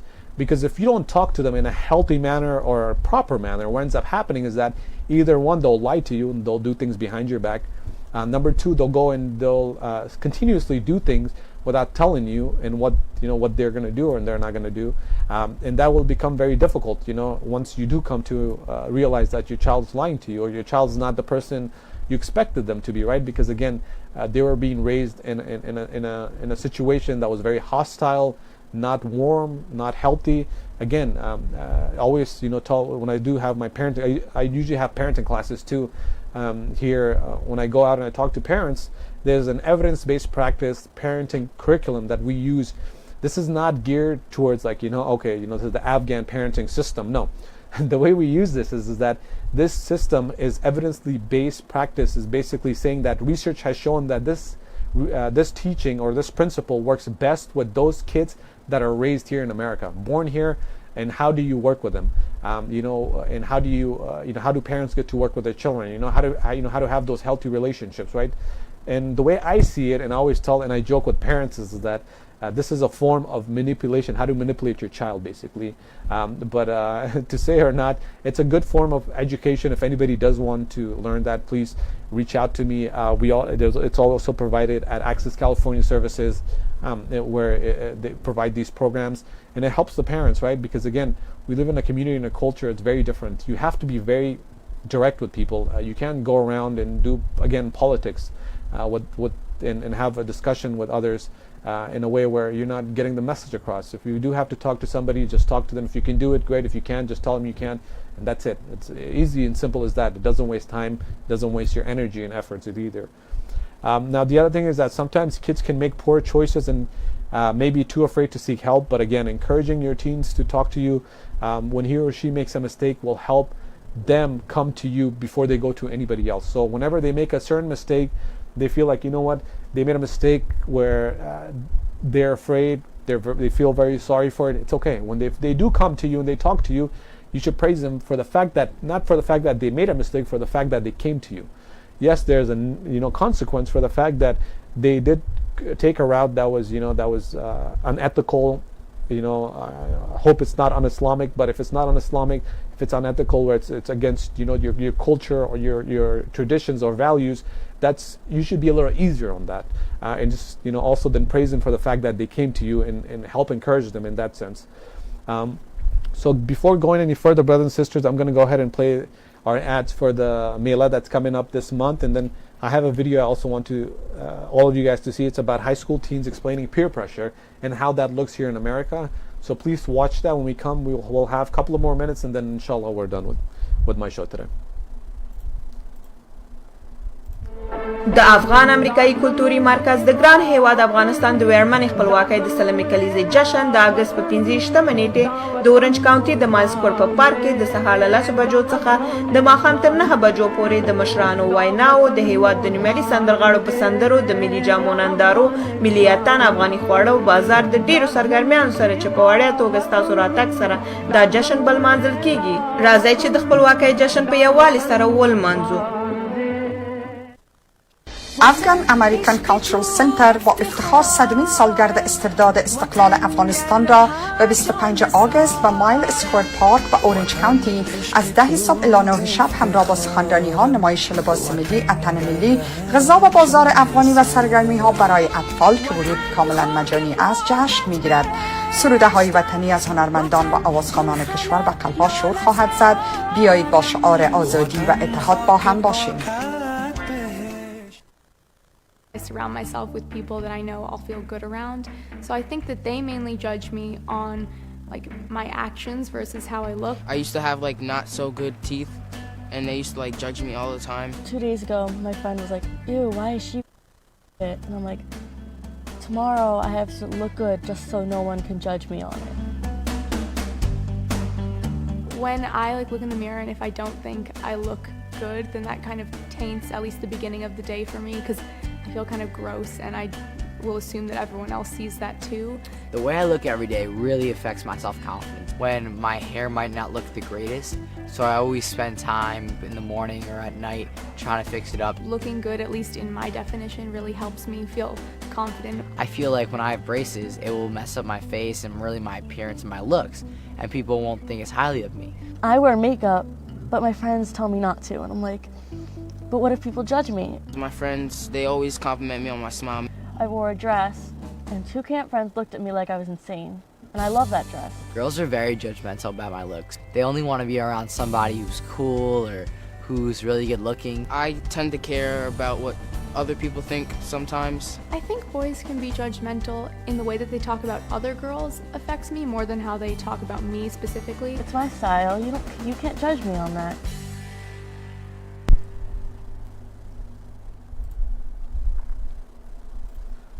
Welcome back, dear brothers and sisters, and I hope you guys enjoyed the video from the youth that who came and discussed the importance of peer pressure and how that looks in high school and how they explained it, right? Even one of the boys said that a lot of them were teasing them, or even he felt nervous when he had braces on, So imagine a lot of our youth at this age, they're having a hard time, or they're embarrassed for, the things they wear, even as simple as braces, the clothing they wear, the food they take to school. Again, these are very simple things for us as an adult to look at and hear and think, well, what's going on? Why are they acting this way? But for a child or for a youth, that means everything. Remember, that's the world that they're in. They're not in the outside world. They're not out in the world where they have to go and they have to face other adults. They have to face other expectations. So every community has its expectations. Every family has its expectations. Every county and all sort of individuals have their own expectations. Even as individuals, we have our own expectations as well. So remember, brothers and sisters, these are very important things that we have to take into consideration, and we have to know. The moment we put a lot of pressure on others is that not knowing that, when I always tell parents, is that don't try to take your kids out and put them in an adult role. You have to go down back to, and kind of see where they are, because they're at a different world. They have, their mentality is very different. They think very differently. I myself, I'm 29 right now. I remember thinking very differently when I was 12, way differently. Even when I was 25, I thought the whole world was very different than how I look at it now. It's very different. Even 5 years from now, the way the world's going to go, I'm going to think very differently of life and how things are going to go, and how things, what things mean to me and how it should be. This is part of life reality, and that's also because of life experiences and expectations, and how life plays out for us, right? And not just that, but also your psychological brain and your ability to think, and how they comprehend phrases and words, and how they grasp the world and the universe. It's also very different. So remember, these are very important things that we have to realize. Now, brothers and sisters, now the next thing that I want to discuss before we don't have much time. I have about 10 minutes here to take before I finish off. Then I know we have Dhuhr prayer coming up. So before I put on the azan and we leave, I want to touch bases on the last and final thing, which is known as I always talk about, our best enemies and our best, and our best friends, and then our worst enemies also is social media, our phones, technology. These are, things that I always tell folks, always use them for things that you need it to be used for. Use it to a limit, but don't overuse. Don't use it too much, or you'll get obsessed, or it'll cause you challenges, psychological challenges. And that being said, for instance, Facebook, Instagram, Twitter, and I know there's more that comes out. I'm just not aware of what else they have. Can be great ways of, for teens to connect with one another. And that's one of the best things I always talk about, is that even as for adults, communication is very easily done through social media, right? Even right now, me coming here and to giving a talk, all of you guys can see me through TV, but at the same time, I'm also on air through Facebook. Under my account, I go, I'm live on Facebook, and you guys can see me at the same time. That's the beauty of it. Okay, that's the beauty of it. But then there's also faults to what I can do with social media as well. But social media can also be problematic for several reasons. It can be different for different people, but it's different ways of really. It depends on how you use it and what do you use it for. No matter what precautions you take, teens are still likely to be exposed to unsavory people, unhealthy images. These are like photographs, that can be, nudity, pornography, and sexual content online as well. And again, these are things, you have imageries, you have sexual contexts, things like pornography, and then you have also unsavory people.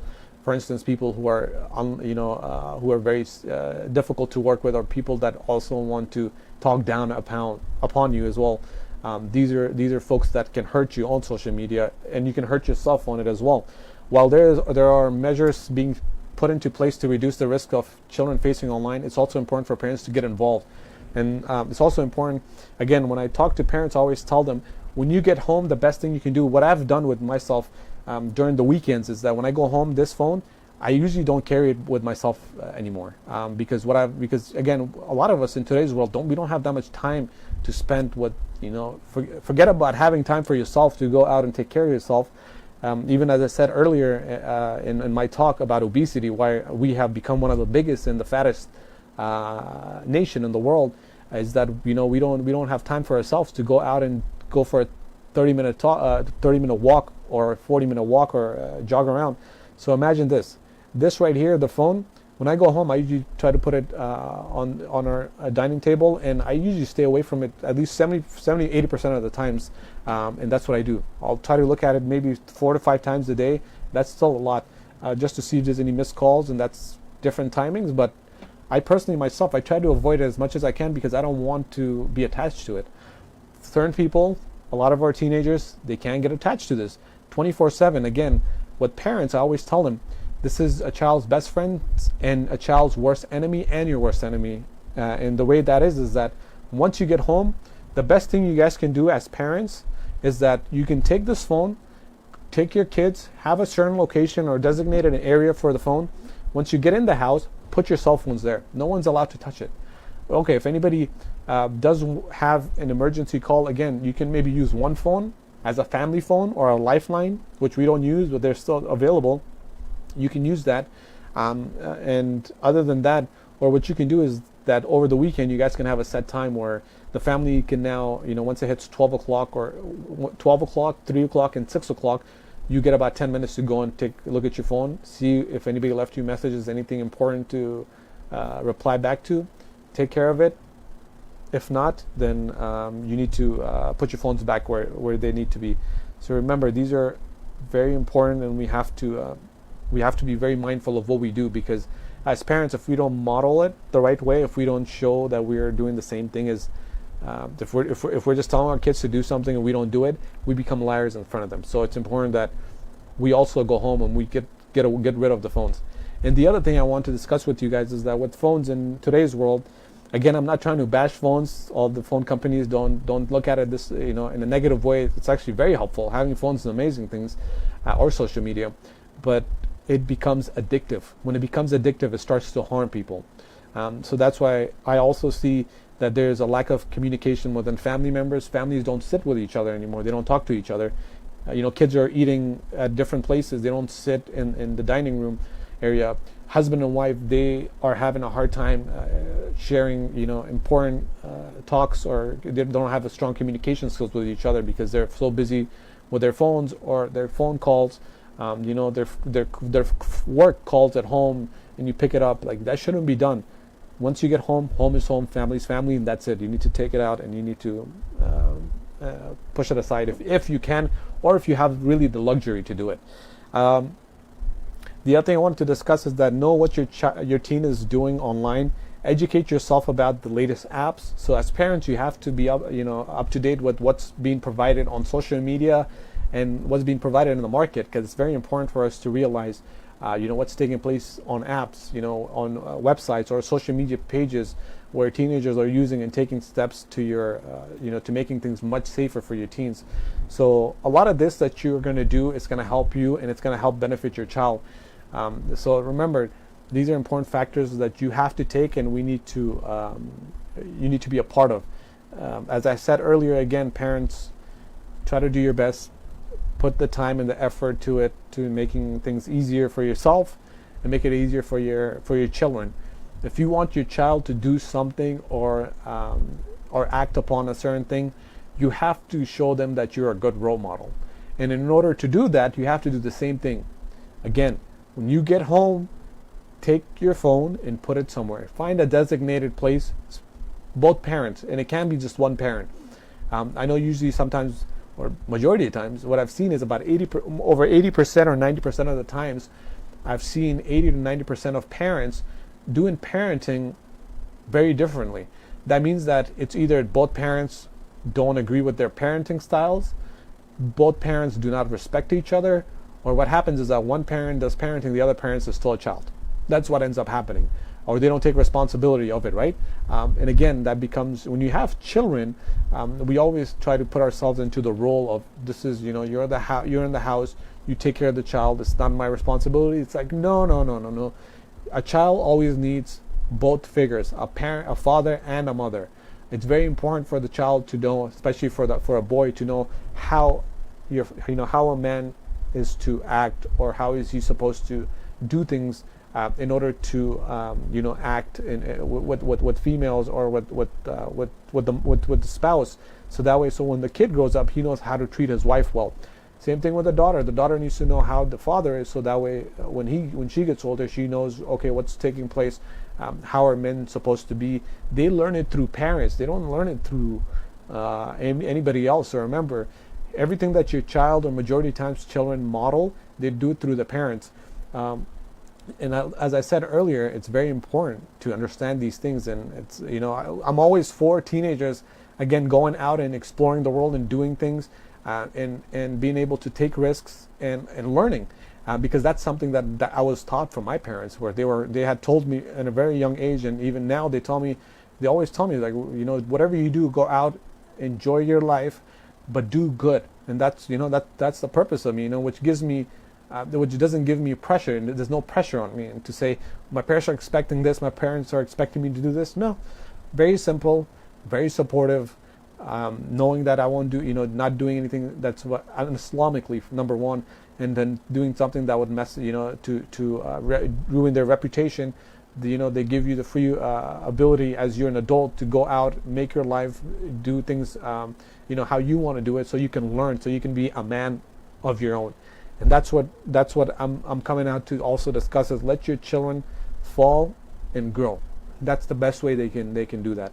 But at the same time, you want to be able to monitor things that are un-Islamic. So that way, if a certain rule that they break, you need to jump in. But if it's something that's cultural, or a norm, it's norm of the family, you can be able to ease at that. Don't try to hold them from the throat and say you haven't done this. Don't try to do that. Give them some space if you can. But I think that's it, brothers and sisters, for today from me. I hope you guys enjoyed the talk. Wish you guys nothing but the best. May Allah bless and give hidayah to all of us and protect all of us. I know it's Dhuhr time here in Southern California. The Adhan has come on. And that's it from me. If you guys have any questions, please give me a call or let me know in the future. You can always follow me on Facebook at Wali Abdul Hanifzai. And then I can answer any questions. If I don't get to you, please remember I do get a lot of emails and messages. So for that, I can't get to you, but if I do, it'll be a while. So for that, take care of yourselves. Inshallah, I will see you guys the following week. Assalamu alaikum wa rahmatullahi wa barakatuh. Allahu Akbar, Allahu Akbar.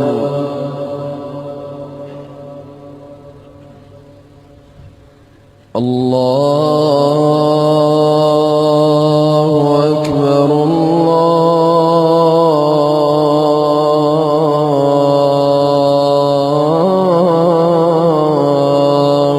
Akbar.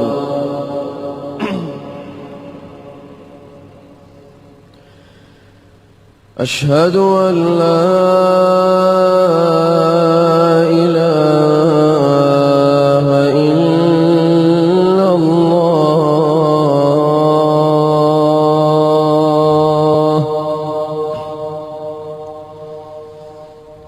أشهد أن لا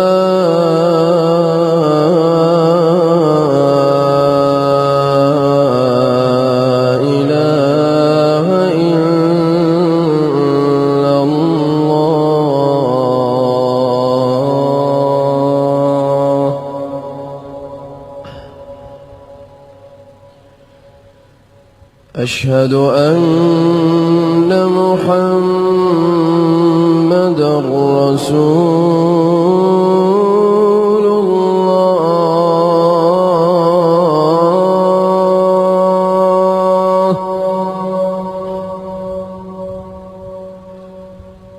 أشهد أن محمدًا رسول الله.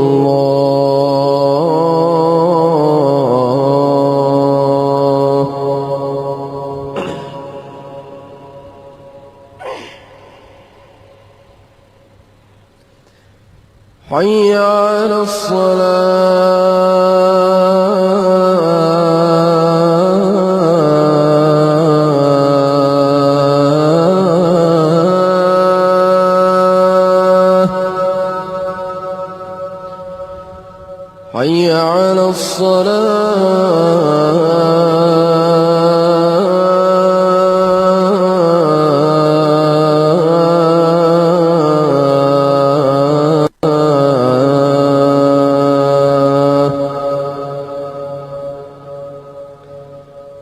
حي على الفلاح